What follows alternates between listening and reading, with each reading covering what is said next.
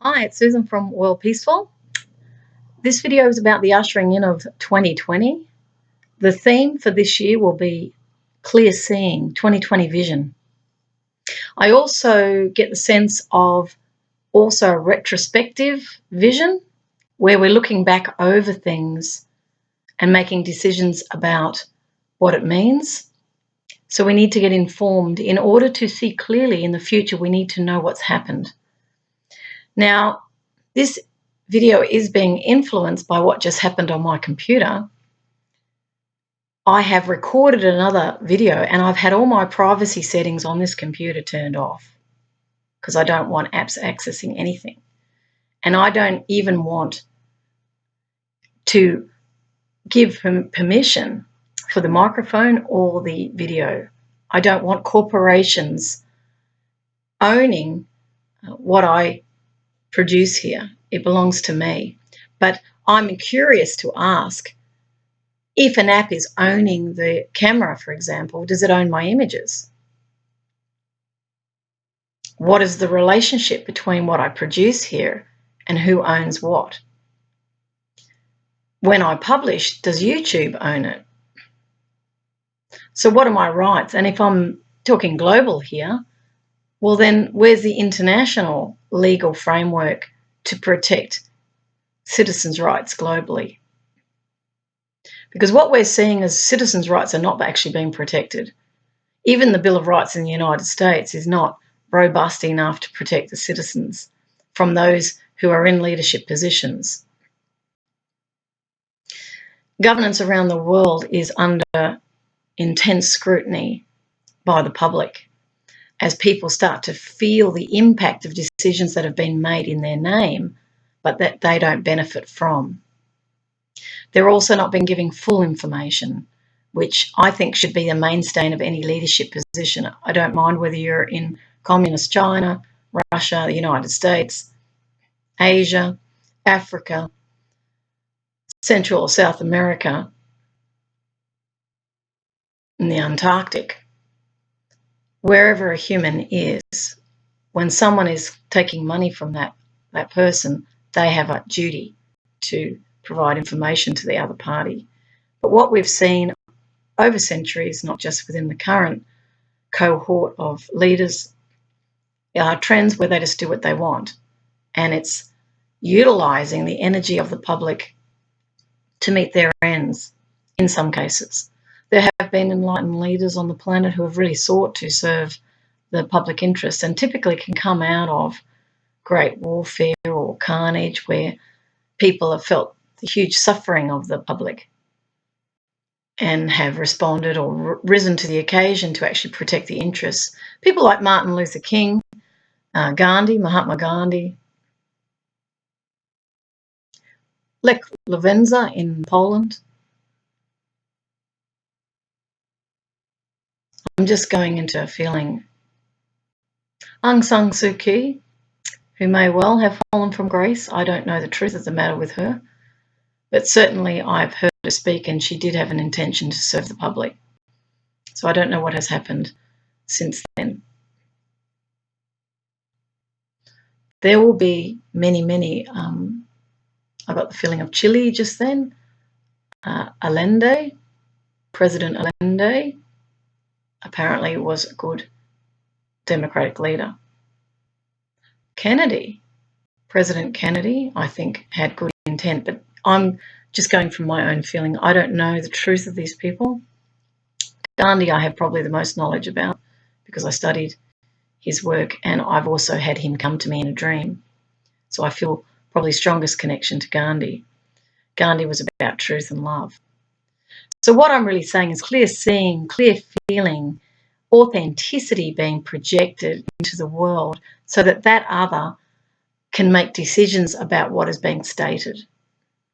When it gets massaged by media spin, public relations, communications experts who know how to manipulate language in a way that doesn't really say this, so there's not a legal implication, but is able to imply that so people then feel assurances. But really it's about something else. There are also messages being sent to those in power who are unelected, who have the money. So he who owns the gold rules the world. And I will put a he on that because that's typically the way of it for the moment. So clear seeing. So when I started this video, I actually was stopped twice by apps. The first one, I got the message, which I'll put on this video. It'll be the cover to this video. The first one said, we need your permission to use this app. To use this app, open privacy settings and change the settings to allow this app to use your camera and microphone. Well, my answer to that would be no, I don't want this app to use my camera and microphone. And the reason for that is I don't want any control being exercised. Now, as it's turned out, it will not function unless I say yes to the use of this microphone. The camera, I don't know what's happened with that, but I don't seem to need to turn that one on. So it's getting access and it's saying I'm giving permission. Well, I'm not. I'm just doing it because I want to use the camera. So as I've said on my website and my blogs, whenever any corporation comes to me in the form of a message saying you must tick the terms and conditions to agree and then you get access, I will tick it, but I'm not in agreement because it doesn't give me the option to say no and still access. That's called freedom, and that would be a form of leadership that has my interest at heart. When it's one-sided, that means there's a power imbalance. When it's about you just have to say yes. Just say yes. That way, legally, we're covered, and then we can access your data. And if there's any sort of, mass action about this, you can say, well, you knew. If you clicked that box, you were agreeing. So I'm just saying publicly, I'm not agreeing. That's clear seeing. Why I'm saying this is what I'm clearly seeing is that corporations are getting disproportionate power within governance settings around the world because of the fact they have money. Because we've set up a whole economic system that only responds to money because it sees its sense of security, its sense of stability within the market framework of markets. So when you go out and buy something, you will go to a counter. Now, the way this works in economics is you walk into the shop, you own nothing. So you have no rights to any of those products or services, let's say. Let's say you pick something up off the shelf. You say, I'm going to buy that. Now, what's happening is when you pick that product up and you go to the counter and you put it down, you then enter into a relationship with the retail assistant who is taking that product, scanning it. Now, when you get it scanned and then you tap your card, because now we've got very fast access to money, you are entering an agreement, a contract saying, yes, I want this and yes, I'll pay this. Now, just so that people know, things are changing. I used to be a market analyst and I used to do research in supermarkets, for example, and we still get shelf edgings of pricing. Now, as an economics person as well, we are all in a consensual type of relationship where a price, for example, is put on a product. We used to label the products with prices. Now we have barcodes, so people don't actually know. And I notice that pricing is disappearing so that you don't actually have the right to make a choice between this product and that product on the basis of price. What they're working on with psychology there is you'll come up to the counter and you'll be a bit embarrassed. Because if you say, oh, I can't afford it, that's recognised in organisational psychology. Then they know that you may not want to say that. You'll just go, oh, well, I'll just get it. That's not respect. That's not service to the public. That's not supply and demand meeting an optimal position here. What it is it's using psychology that you'll buy because the name of the game is maximising profit for them. The person will be paid who's done the transaction with you, that retail assistant, will be paid per hour and on a costing that's pretty much as low as they can go without not attracting staff members. You'll also notice there's less staff. because they don't want to pay the money. And so what we're seeing here is, because business is driven by money and because they become programmed into this mindset that only sees numbers. As I said in the previous video, in respect of Christmas, they only see the money. They're not seeing the human being. They don't feel empathy or love or connectedness to their public. Now, when I was working as a market analyst, my job was to be the conduit between the public and the business enterprise. And of course, that communication between myself and the client was verbal, but it was also in written form. So these would be called disconnects on different levels. I'm using the power of a written word. I might have graphs and charts. I may bullet point it, so I might truncate the language to say this is how many people have bought your product, this is how many are women, this is how many are men, this is their age group demographic, they live here in this area, they have a certain shopping behaviour where they prefer this to that, they come in with a shopping list, they don't, they're prompted by the stimuli on the shelf or they're not. This is the way they move up and down the aisle. I was doing some very innovative type of research at that time. This is how they move. They might have a snake pattern that they move from, from left to right in the aisle. They might go straight down, know what they want, get what they want and go. They might be influenced by the package shape, the colour of it, the brand image. And this is where brand management. So when you're walking in an aisle and you're looking at all those products, there's millions of dollars of advertising behind each of those brand images. Now, if we were to rip the label off that product, let's say it's a tin, a can of something, let's say it's beans. Now, you recognise the branding, the imagery also affects your emotions, which is why it's done like that. It's to evoke the idea of quality, that it's wholesome or whatever it is. It'll have words on it to capture your interest because it's competing on that shelf with all the other brands. So it has to stand out in order to be purchased. So there's a whole marketing team behind that. There's companies behind that one item. Public don't know that it's all manipulation in order for you to go, oh, you know what, I want that. Or I've always eaten that, and you've got satisfaction about that particular product, so you keep buying it. Post-purchase satisfaction. You bought the product, you're happy with it, you may come back and buy again. So marketing, organisational psychology, advertising which is designed in order to capture that target market, and that target market is the ones they think will buy the most.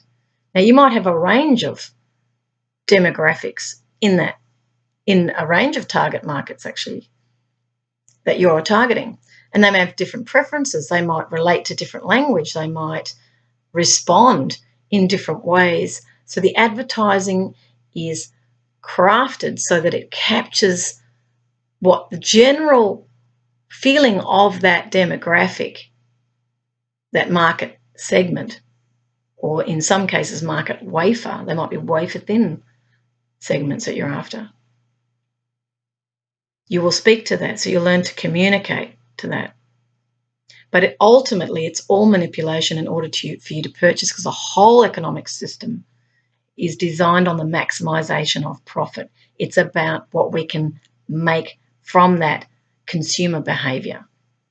We want to make money. It's not about the love of the consumer because of the disconnect.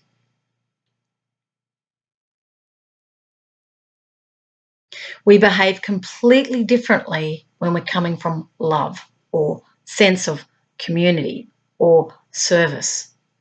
When you go to markets, for example, people have come up with all sorts of interesting craft items, but they've done those craft items typically because they've loved making them. So a market that's community run, let's say, is completely different to a supermarket which is commercially run with large multinationals. In the community market, there's what we call perfect information, because you can look around and see all the prices. You can certainly, people a fruit and vegetable market was usually the best example of a perfect market, where they announce, apple's going for $2.99, come on, come get it. They're going out the door. And that's how they talk, because they know we have to talk in such a way in order to stimulate that interest and that impulse to buy.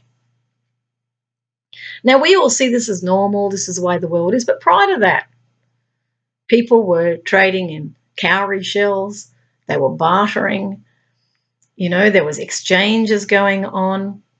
There were different ways of getting needs met in traditional lives. If we go back to the Indigenous, they used to be nomadic and move around, and they used to hunt for their food. The idea of a market they wouldn't know what that was. They wouldn't understand it at all when you can go out and kill what you need. When they wanted clothes, they made them out of the skins. When they needed heat, they made a fire. They were tribal, so they knew each other really well, like family, the whole lot. Tribe of 20, 30 people are like family, loving each other deeply, caring for the tribe. So going out and hunting is really to provide for others. It was learning to share, care. They revealed and they healed each other. That was love-based community organisation. In the present day, we've got commercially based economic mantras or narratives which are still moving along the same lines of, we want you to purchase this or that to maximise profit. I feel a sense of success when my yields go up on my share price, or I'm able to buy multiple properties and show that I've been successful. Through the power of money, I get access to leadership. They say I'm a successful person, and the hook in that is we employ people. So particularly the large companies, we can say, well, we employ, 1,000 people. Government goes, well, that's in our interest because we want employment. We want a stable society where everybody's working. So there's a lot of things that need to be questioned about the way we work, the way we live, the way we purchase, our dependency on systems. We're not being empowered to be independent and self-reliant, which is often a critique of those on welfare. Well, they've been trained to be dependent. You do this and we'll give you that. But then you must do this because we believe you have to keep working. Well, you can't get money for nothing. And that's a business mindset that's come into government. Prior to that, it was government delivery of services in order to create social stability, because people are diverse. Some people are unwell. Some people are aged. Some people have all sorts of problems that they need assistance with. Others may fall through the employment net because the employers can't provide full employment. And when you're looking at a globalised world like we are, and it's been globalised for quite a long time now, we're dealing with massive companies who can announce that they have the profit or the revenue equivalent to a GDP of a small country.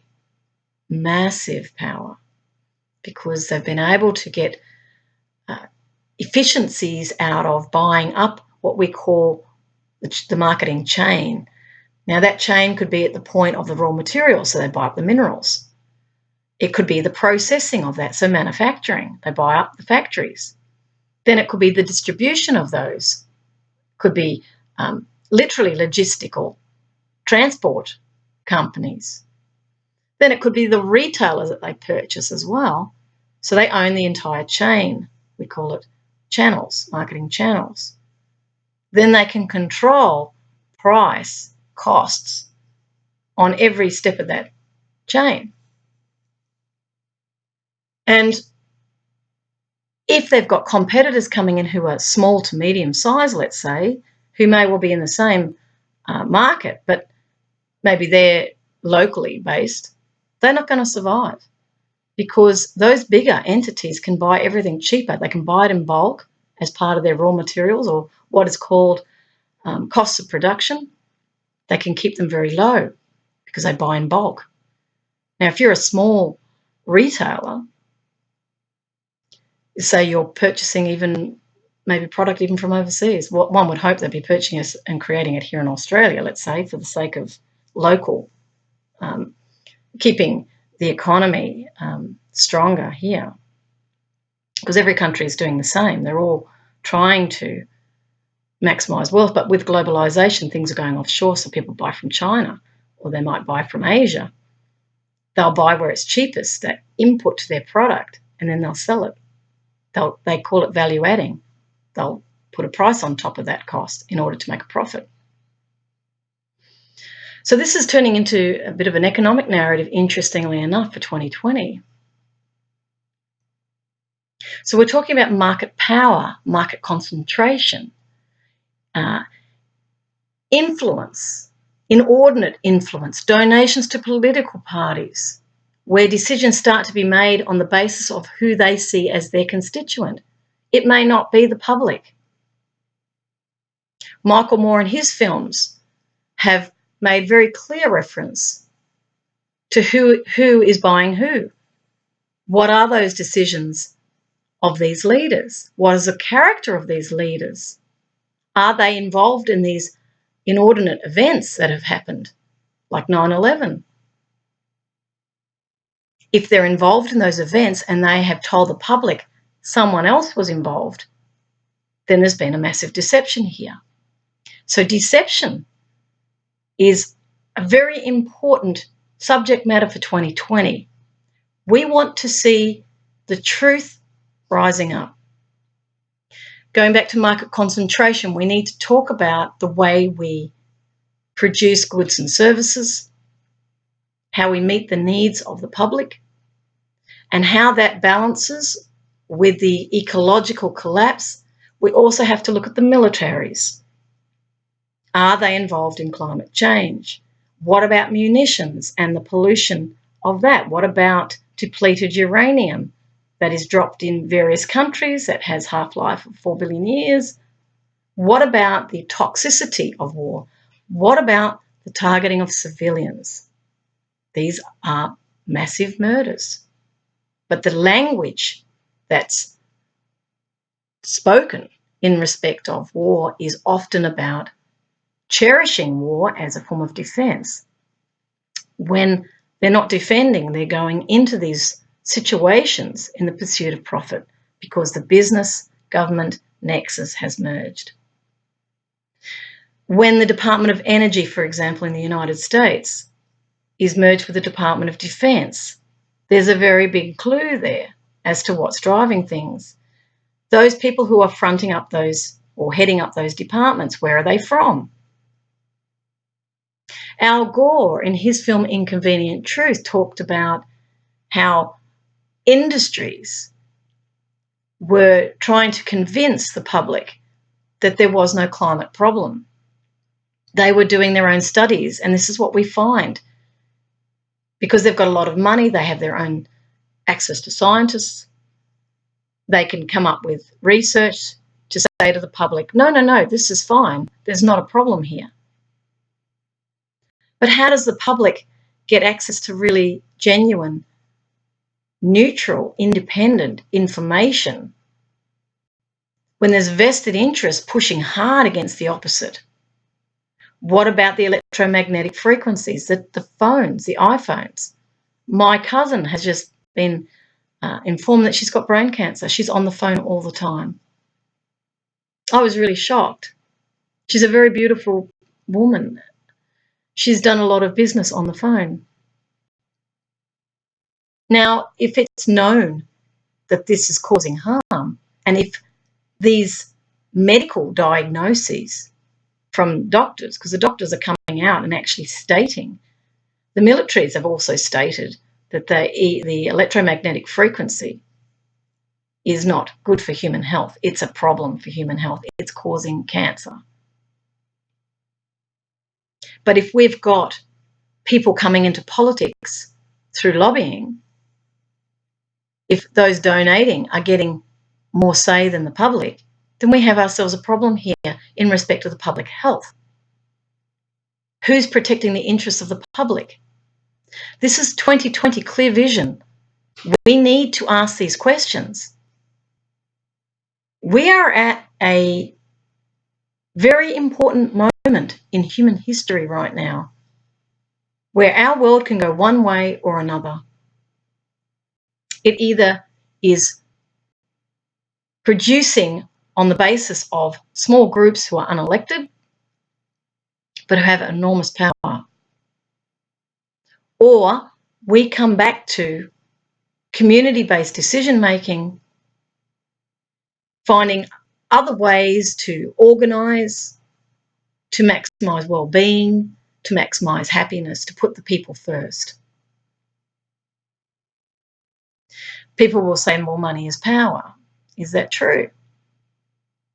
I would say love is power. When you truly love people, you will never harm them. So love has to come into these narratives. We all avoid the emotions, we avoid love, we avoid the difficult issues of abuse, which have come out in multiple inquiries. Mental health issues, 1 in 4, 1 in 5. That is the sign of serious disruption within the society. Mental health, it means people aren't coping. It means people are under duress. It means they're extremely stressed. They're anxious. So we need to look at, well, what are they being exposed to? What's making them anxious? What is the fears? Why are we creating a fear-based culture? Why is that happening? Does that enable people to be controlled because they're so fearful? Are people going to be just flung from one disaster to another? National emergencies, are they utilised in order to maximise power? Or are they legitimate national emergencies? Public need to know if others are having influence in government. We need to know, because taxpayers' money, and also the nation state, where it encompasses citizens, they have a right to know what's going on with their money, just as you would. If you're in a position of power, you have a right to know what's going on with your money. Equality ensures that what you do to another, you do for yourself. What you put out returns. These are universal. You could say it's like E equals MC squared. This is all about rebalancing. Balance is the key issue for 2020 as well. We're over-consuming because of all this marketing, all this stimulation, this continual juggernaut that the global society is on, which I call a hamster wheel. They can't get off. They've got to make money in order to pay rent. We create debt in order to attract people. They have to keep paying the debt. We compound that debt. It becomes impossible to pay back. Debt relief then becomes subject matter. Same applies to nation states when they become overly indebted. What if they're third world countries? How do they cope with that? Then they sell off assets for cheap, and then others who are exploitative can take that and then make money. And because of this mindset of making money, it's very problematic because it becomes very blind to its sort of impetus. It's continually rolling. It cannot stop. And even those individuals can't stop or take time out. They're constantly thinking. And if you remember in the video I did on Christmas Day, it was about to stop the thinking, to just be with things, have a relationship with the moment. Go and talk to your customers. Get to know them. Who are they? As a market analyst, I actually got to talk with people. Did focus groups, sat with them. What do they want? And you build a connection with them.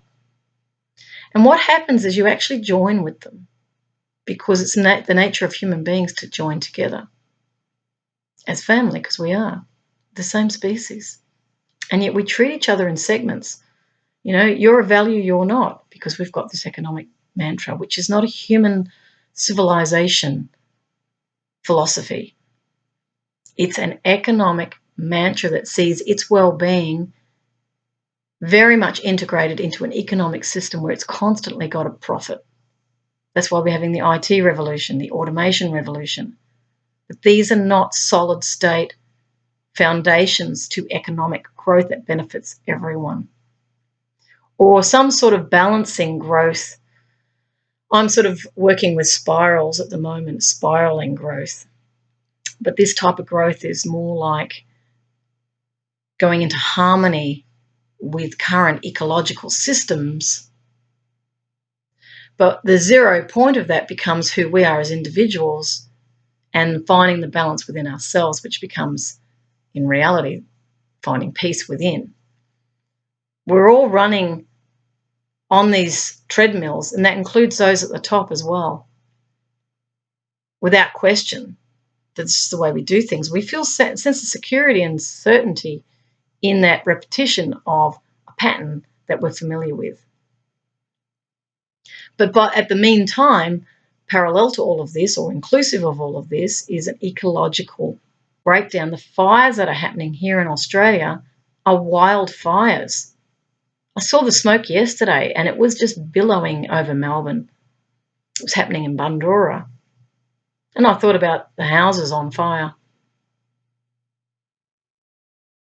Today we have temperatures of 24. Yesterday it was 44. 20-degree difference overnight.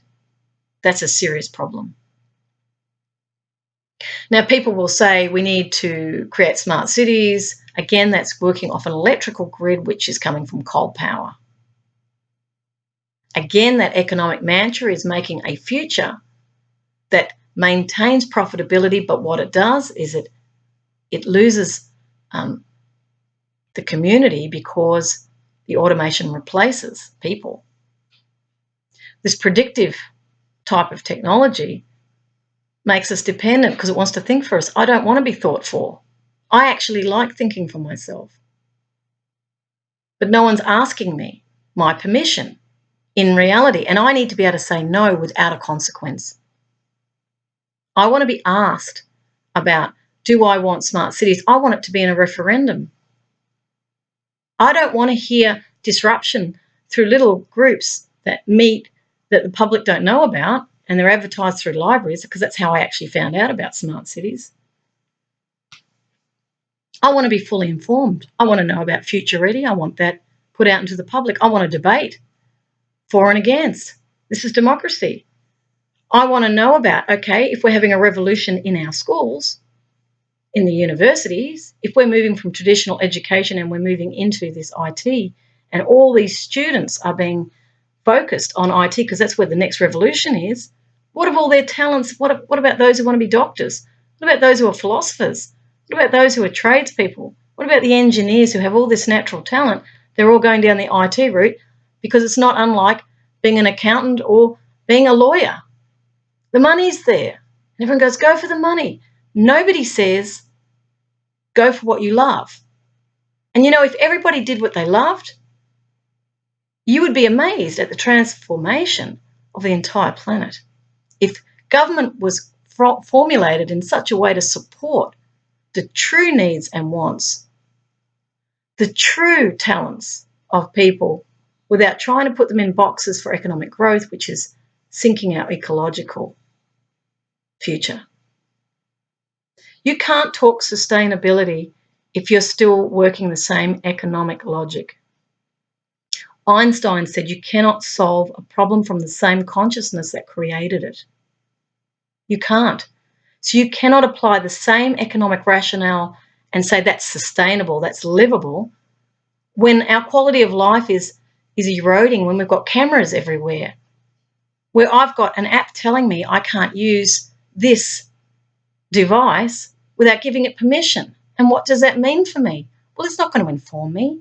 It's not elected by me. It's a corporate body that is governing to itself. It may have, even the regulation is starting to fall apart because of this disproportionate influence. This is the clear seeing of 2020. You have to look at the corporate influence. You have to look at the extent to which it's influencing decisions that affect the community. For those of us who have been told we're in a democracy, We have the right to know the truth, because we cannot make decisions as the public if we're not fully informed. I've had issues of where I've tried to access websites and there's disruption to the website. This is government type website. When I'm trying to find out information, saying if you go beyond this point, there's a problem here. Could be, it's a dodgy website. It gives you the impression there's something wrong with it. That looked to me like some form of wall, preventing me accessing information. If there's nothing to hide, then there's no reason why information shouldn't be made available. Same applies to freedom of information requests. No one should have to pay, per 15 minutes when someone goes looking for your information. They shouldn't have to pay a cent. And that gives the sort of implication that this is not public. Because as we start to pay more for things, we're actually paying because the government's not. We also need to look at the fines. Why are they so high? A $500 fine I'm looking at for speeding up so I wouldn't get a red light. I got a speed camera instead. $500. Where on earth would I get that from? How is that fair? How is that equitable? I studied taxation when I was in economics. We talked about equity. Is this a fair tax? Well, these are fines. They're not even taxes. And then we've got the issue, are the police part of government or are they running with an ABN? If they're a business, we need to be informed. Now, the libraries, they're supposed to be public libraries. I found out that they're being corporatised. I wasn't informed as a citizen. Now, how does my privacy work in a library if it's not public? Who do I go to if I go to my local member, how does that person have any say over a private corporation? But if my taxes have paid for that library, which they have, and everyone's taxes, where was the dividend when they sold it off? Why didn't the public receive a benefit, given it owns it? These are important questions. 2020, clear seeing. We need to ask questions about what is happening in our world and how it impacts us. We have the right to know because it impacts us. It impacts our mental health. It impacts our physical health. It impacts our families. It impacts our relationships if we're getting stressed. If we lose work, it impacts our lives. If we get conditional welfare, I may or may not get welfare. And if I don't get welfare, how do I exist in a system that no longer values me as an economic unit? Am I not a citizen anymore? Does my value and worth as a human being end up on a balance sheet somewhere? If I'm not, in their view, earning money, then I'm not contributing, yet I'm contributing in invisible ways. I'm working on peace. I'm doing videos to communicate my knowledge. I'm helping other people. I'm doing it for free.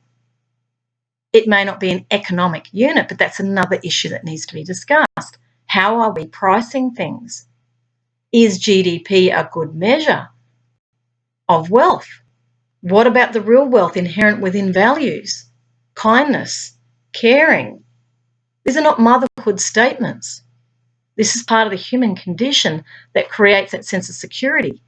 That's not at the end of militarism. It's security through really strong families where people love each other, communities where we know each other. This is real security. What happens when that all breaks down and we become atomized, alone, isolated? Well, we've got 1 in 5 mental health. That's what happens. And then that becomes unpredictable. That becomes angry. What do you do when people start to get upset, when they feel they're losing their world? When they realise that they're not valued, that they have no rights, you then create suppression. Now, I know from my study in peace studies that this is like a pressure cooker. It's not a good thing for governments to do this, or corporations influencing the lay of the land. When you end up with a pressure cooker situation, people have to break out of that. It's like freedom of speech. I have to speak in a free way in order for me to feel some sort of sense of connectedness to my community and to raise issues. As part of my democratic discourse, that's part of public interest.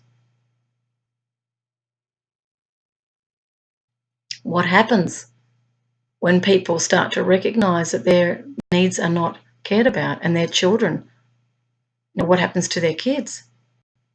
Because that's why they work. They're doing it for the children. Now, what happens if the children can't get work? There's 40% unemployment. What then? Do we just worry about it in the future? Or do we have a 100-year plan for creating homeostasis on the planet? For actually having some form of reconciliation. Remember the commissions in South Africa, Desmond Tutu talked about this. It was sort of, forgot the language, a reconciliation process, peace and reconciliation, something like that. Where out of the conflict, these forums were set up in order to make peace and to let the people speak because they needed to heal, you see. Because when you start bringing violence, whether it's covert or overt violence into these situations, people need to heal because people are very, very sensitive. They get hurt. So these processes are a way of creating forgiveness, letting go of past hurts, and trying to formulate a new vision to move forward. Now, all these disruptive changes, the environmental disruption, the economic disruption, the spiritual disruption, which is actually at the very core essence of all of this in actual fact, because there's jostling, power jostling. People can present in ways that appear peaceful, but they're not. Whenever I hear divisive language, I know there's no peace there. Now, I don't see it in terms of us and them. I see it as part of the whole. We are, what I see in that other is an element of me. What they see in me is an element of them. We're all one. But we're still seeing each other separately. We're still following our own selfish impulses to maximise our own needs, and the rest can go eat cake. Well, it's not going to work like that in the future. We have to come together as a global community, inclusive of everyone, and that includes those at the top. I'm not for vilification of anybody. I'm for inviting us all to come and sit at the same round table. Because whether you like it or not, we're all in this together. And no matter what the implications of this future that's being crafted around us, everyone is going to be impacted, including those at the top, because we're not separate. We are all family, whether you feel it or not. So 2020, clear vision, is about us coming to terms with what is happening,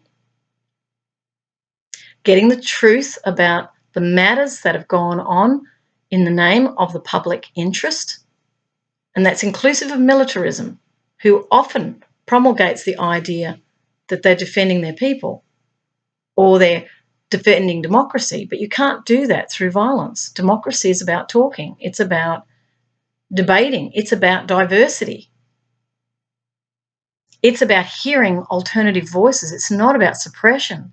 It's not about bombing civilian areas, because you're finding that the enemy is interspersed with the civilians, as it was in Vietnam. We cannot be killing civilians. You cannot, on the one hand, say you're democratic and you believe in the rights of certain people, but not others. That democratic vision has to go global. So when you're going into other theatres, as they're called, they're not actual theatres. I don't know, maybe from some perspectives it could be seen that way. We're all actors on the stage of life, aren't we? So we're going into these other countries and dropping weapons. Now, those manufacturers of those weapons, I invite you to this round table too. You have to look at the business motive here. Are you able to step outside of narrow perspectives of economic growth in terms of military equipment? When you are building more advanced weaponry, what about the escalation of that? When it goes into the wrong hands, what do? Who's accountable for that? Does that become a crime because you've just armed someone up, your material aid? What of those who are funding these groups, this disruptive, what have been termed terrorist groups? Who's actually funding that? And is it coming back to the one who actually funded it, who has said someone else was doing it? We need truth and reconciliation around this zero-sum game that actually is sinking the ship. It's not creating international peace and security. When you're putting violence in front of children, you can say, oh, well, we're creating the soldiers of the future. Do we really want soldiers in the future? Why can't we work towards global peace building? You go, oh, she's a peacenik, you know. Well, they're a problem, they're a threat, there's another enemy. Is it an enemy? Are you open enough to see that this is a friend? Your children, your grandchildren, this is their futures that are being mapped out through narrow, short-sighted preoccupation with profit without considering, is this going to sink the ship? What happens when others get hold of those weapons? Are you responsible for that? Well, yes, you are. Spiritually, definitely. Whatever you do, and I've given examples in previous videos, so I'll just quickly canvass that. These are small examples, but when I was offered work at the CSIRO, which is a Commonwealth Scientific Industrial Research Organisation here in Australia, I was to commercialise scientific technology. I had the job, definitely. But because of the person that I am, I had to question, because we were talking genetic engineering. I had $20 in my account. This is money coming in. So I had to sit with it. How do I feel ethically about participating in an industry which is going to genetically modify organisms that have taken 4 to 6 billion years? It's 4 billion years to evolve. So I could come in as a market analyst and go, oh, yeah, well, don't worry about the ethical stuff. I'll just go and market it. It's all happening anyway. There's nothing I can do about it. This is the next revolution, science, technology. Everyone else is doing it. But no, I couldn't. I sat with it and I thought, well, no, that means I will be part of the dismantling of a design that I know nothing about. Intelligent design, I call it. It's come from nature. It comes from a higher power. If you look under a microscope at organisms, this is brilliant. This is made from an intelligence that I have no knowledge about. So when I think of that, and we're doing it for commercial reasons, which means, okay, let's say we use biotech to change the molecular structure of this plant. Let's say it makes it insect retardant, so the insects don't kill the plant. But then we don't know the knock-on effects in nature because we don't have a holistic perspective. We're all operating out of self-interest, and this is why the system's breaking down. It's destructive. The fear drives us to make more money. We've got to, make sure the shareholders are happy. We don't want to be failures. We don't want to lose our houses, lose our jobs, lose our partners because we failed, because we stepped back from something that we felt was ethically not okay. The week I was to make the decision about the CSIRO job, I was given a sculpture, a metal sculpture, and I've spoken about this before. Had different level prongs, if you can imagine, with a little twist at the end. And if you whack this metallic object, it reverberated along what looked like plants. And they're all different sizes with a little twist at the top. That was the DNA. So this sculpture was reflecting plant life, and at the end of that The top of the plant life was double helix DNA. That was precisely the issue I was grappling with. I took it as a sign, and this is the holistic spiritual coming into the economic, logical space where inspiration is coming to me and I'm going, you know what? That's a sign without a doubt, because I'm part of an intelligent system here that is aware of the whole. Now, we, as in silos of knowledge, many people don't believe in any of that. They go, oh, that's rubbish. Doesn't happen to me. So in their world, it's not real. But in my world, without doubt, it's real. And I don't care who believes it or not. In actual fact, I know what I think. So I took that as a sign, and I didn't take the job. I questioned, actually, the manager, and he didn't like it, because in the corporate settings, we're not allowed to question. It's seen as disloyal, not as helpful, not as part of our humanity, which is looking broader than the corporate objectives, which is absolutely essential for responsibility. When we expand our areas of concern beyond ourselves, beyond our company, into the society and then the greater world around that. That's when you become a citizen of the planet and you start to act from what you feel. Your intuition will tell you very clearly. And I've been tested many times. I mean, I'm living without money now. So in a sense, living out of that, I'm living outside of the economic system, yet I'm within it. I'm not motivated by money here. I'm motivated by love. And so this video comes to you in this format. That's what connectedness with the whole looks like. Clear vision sees that I am one with all of it. I see you as me. That's why I'm talking openly like I am, because you are me. I only could do that if I felt love for you. Otherwise, why would I care? When the ship sinks, the ship sinks. So we need to create this earth ship. We need to create it in a way where everything's recycled, but not in token recycling, but real understanding of the breakdowns of materials, ensuring that there's no toxins going into the planet whatsoever. So the purity of mind creates the purity of the earth, because we're one with the whole system. So holistic economics will be an economics of the future, where we're taking into account the whole abundance of nature. We're also recognizing our position in nature as part of a species system, that we're not the top of the food chain, that we're stewards of a system which must work out of homeostasis. Therefore, human systems must be a companion to that. So our internal thought process, our emotional intelligence must be integrated in a balanced, harmonious way in order for us to see differently. You're never going to see differently until you ask questions about your current thinking. So the work of Byron Katie, thework.com, go there. Start questioning, is it true what I've believed? Or are you going to defend the indefensible, create more conflict?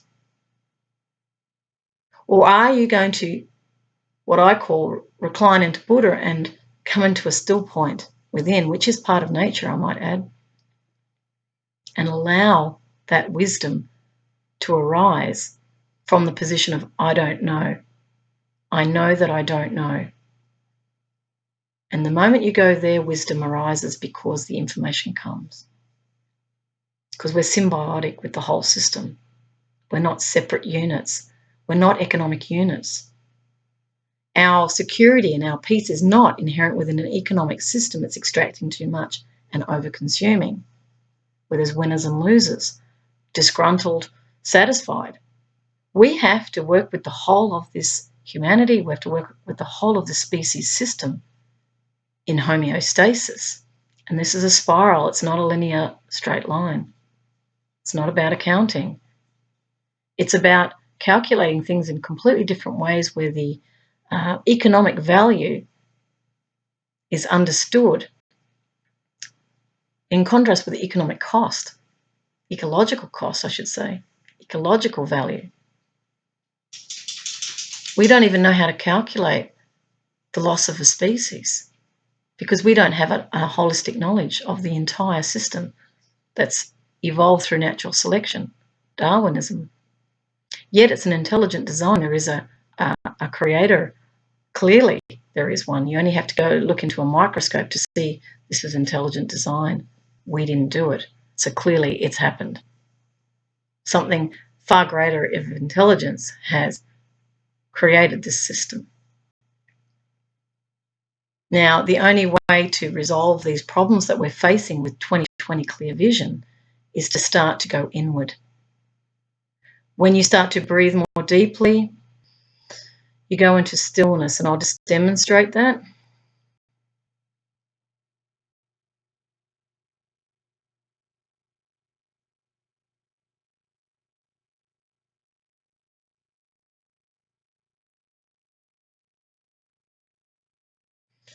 In the still point, there's potential. I saw nature resting as well, like how we used to rotate crops. You allow land to rest because it gets exhausted. But we've been throwing fertilizers in there to keep productivity, because productivity is what we chant. But the land is exhausted. We're also losing topsoil. So I'm going back into the climate conditions.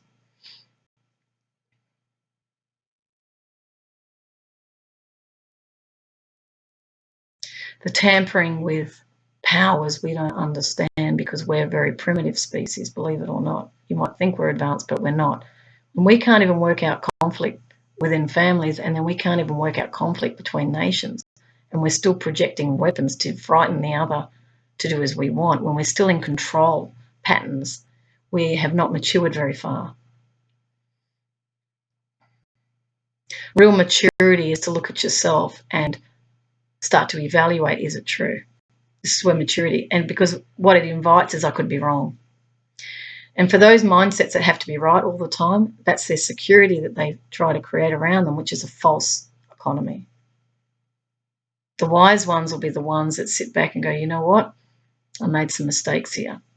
And this is not a diminishing of a person. It's just simply noting I can't know everything, and you don't. No one does. We can come over confidently, but no one knows.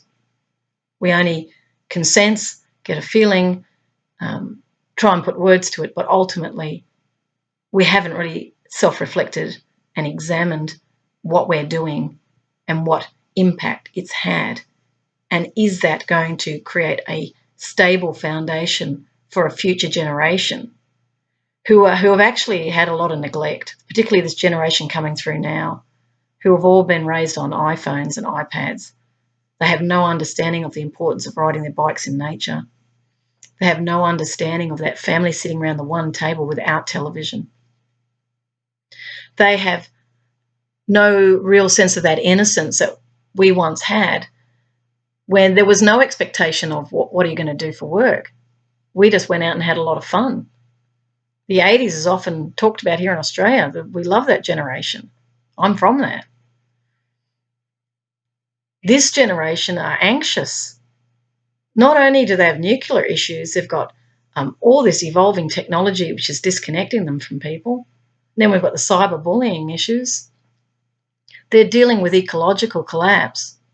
They're seeing young people rising up, which is a good thing because I think they need to learn how to collectively communicate to those who aren't listening. And that's why we get movements. So those who don't like it and want to suppress the movements, you have to understand you've created it because you're moving against popular will. People are getting frightened by what's being done here because they're not consulted. So they're disempowered, and that disempowerment creates powerlessness, which is where the seed of all revolution comes from. So those who are creating those control paradigms have to take responsibility for what you're cultivating here in your garden. Are you companion planting? Are you making sure that there's enough yield for everyone? Are these food forests, or are they just poppies? Are they sunflowers? Is it purely commercial interest? Or are we cultivating a garden that reflects the Garden of Eden, which is about balance? Not one plant is better than another. But we're wise gardeners. We choose the seeds wisely. We don't just mass cultivate. We don't put food in silos and bury it because we want the price to rise. We don't manipulate markets so that only a certain few get this disproportionate last bounty. This is not wealth. This is poverty that wants more and more. You know, I live in the poorest position. I have no income, have no home, yet I would say I'm very abundant. I'm not fearful. I'm not frightened of losing everything because I don't have anything to lose. I'm actually in a state of abundance because I live at 0 point. Now, for those who are on the treadmills, running, keeping it all going, ensuring this is working and that's working, controlling that motherboard. There's a poverty in that you want more and more. You're not at peace with what you have is what you need. And even if you were to lose everything, you still have everything because it's inside you, but you don't know that because you've augmented your life with all these material things and you've created a persona which everyone thinks is power. But it's actually just augmentation. We're all equal because we're part of the one energy. And this is the big leap in consciousness that's here. I was going to say going to come, but it's actually here. And that can be frightening to those who have done things the same way. It's the same also with the men who are, the white men who are worried about losing power and control. You're not losing anything. It's just a rebalancing back to what is normal and natural. There's merit all over the world. You're not going to lose anything because you lose profit. You gain an experience. Best thing ever happened to me really was, having the experience I've had, and it's been a hard experience. I wanted to end my life many times. But through these experiences of life, you develop deeper wisdom, and I see that as the real gold. That's the real gold standard. People go, well, how can that be a life? You're not secure, you're not safe. Well, I have to find that within myself, and that's why I say you have to go within if you want to solve the ecological issues. You have to know thyself and be true. You can't solve anything from the same consciousness that created it. So I'm going to finish the video now. The photo I'm going to upload on this is to do with what came up on my computer today, which is we need your permission. The theme for 2020 is clear seeing, and yes, the corporations need our permission before they start changing our world in their image. And it's a true permission is yes or no. And if I say no, there is no negative consequence. I still get access. It's respected. Because if you keep forcing people in your image, you will get a pushback, definitely. And you're seeing it already as we've seen the terms and conditions changing, but it's still not good enough. We need to have some sort of global forums started by citizens. Maybe they're online and not blocked, so that we can actually discuss how IT is affecting our world, how we balance IT with the real world, not the cyber world, the real world, where we're looking at an ecological collapse and what does that impact in respect of food supply, quality of air, quality of water. We have not done well, and we're not good stewards of our planet. I'm not opposed to IT in the sense of using it as a tool. I've used it most of my life. I was the first generation using IT. It has been a good tool, but it's also men spending hours and hours and hours on computers, which is not good for our health. It affected my back because I used to sit and type a lot. My eyes were affected, and the IT industry has to look at that, the out of balance nature of just sitting on computers all the time. The privacy issues are massive for our world. We do not want mass surveillance. as was articulated by Edward Snowden. We do not want to be controlled, we want to be consulted in a democratic system globally. Now, for those who don't believe in democracy, all I'm simply saying there is that the public have a right to know and the public have a say. Now, if you want social stability, you have to enable. That's why the democratic process worked, whilst people believe they were actually being heard. But we need to step up to the next level and actually listen deeply, because we're all part of the one thing. If you don't listen, you will get pushback in a big way, because people are seeing the urgency of change and they don't necessarily want it in your image. So we have to come together and work it out. What works for all of us, a win-win for everybody. This is not us and them, or us versus them. You're either with us or against us. No, we're all in it together. We're all family. So the message for 2020 is clear vision, getting clear about what's happened in the past and what point we've come to right now, truth coming up. Then we have to start to now envisage a future for everyone that's going to benefit everyone. Because love leaves no one out. Love leaves no one behind. Love cares for the homeless. Love ensures they're housed. Love makes sure that the unemployed are participating in ways that maximise their sense of belonging and satisfaction. This is how we harmonise with one another. This is not left wing, right wing. It's to do with our human nature. It's to do with balance of both left and right, so we're going to balance it. That is the recalibration that's here. So I leave you with that narrative to educate, inspire, and empower. A new vision for the future. With that, you take care and I send you much love. Bye.